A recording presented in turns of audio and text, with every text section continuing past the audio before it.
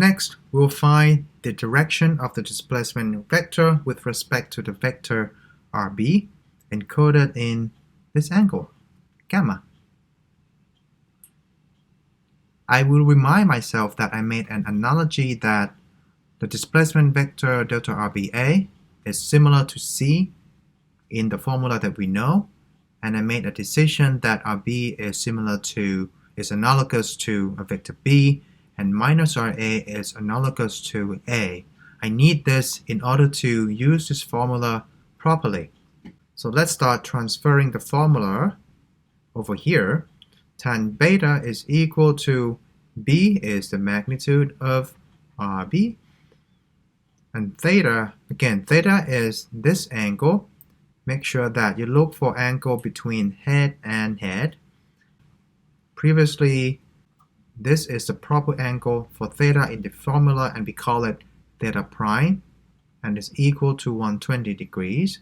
So this should be theta prime, and it's 120 degrees. It's divided by A, which is, according to the analogy, is the minus RA, the magnitude of minus RA, and B is here, and cosine theta, which is 120 degrees. Now, what is sine of 120 degrees?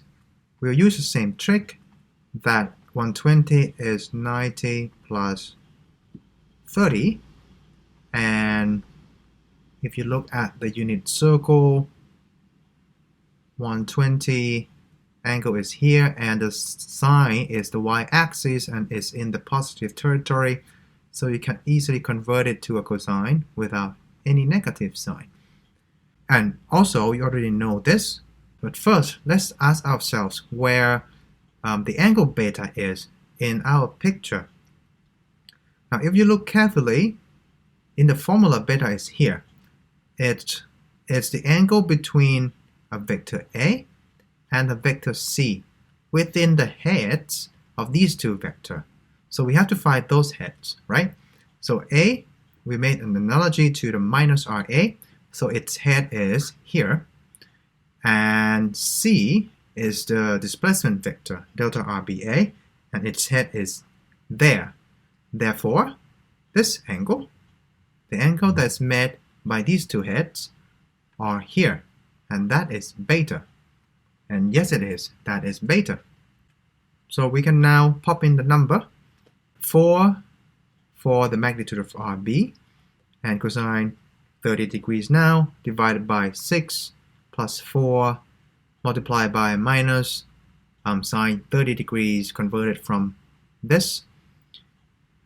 Using a calculator, we have a tan of beta is equal to 0.866, and the inverse calculation gives you a beta of 40.9 degrees. And we need gamma, but we know that this whole thing, theta plus gamma plus beta, is equal to 180 degrees, and we know theta, we know beta now, so we can easily find gamma like that. So gamma is equal to 79.1 degrees.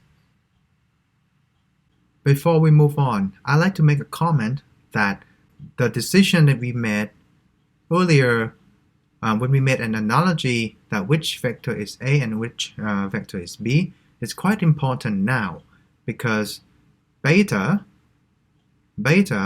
needs to be in the proximity of A, right? Because I chose minus RA to be A, beta is here. On the contrary, if I chose minus RA to be B and RB to be A, you have to look at these heads instead. And that will make this angle beta. So if you make a decision like this, you can easily find the answer that the question is asking just simply using the formula. But again, it's an arbitrary decision to make, because you can always find something else later, like what we have done here. To enforce your learning, Write, comment, or share what you have learned today and hashtag Physics Lit Up. And subscribe to Physics Lit Up for the next video.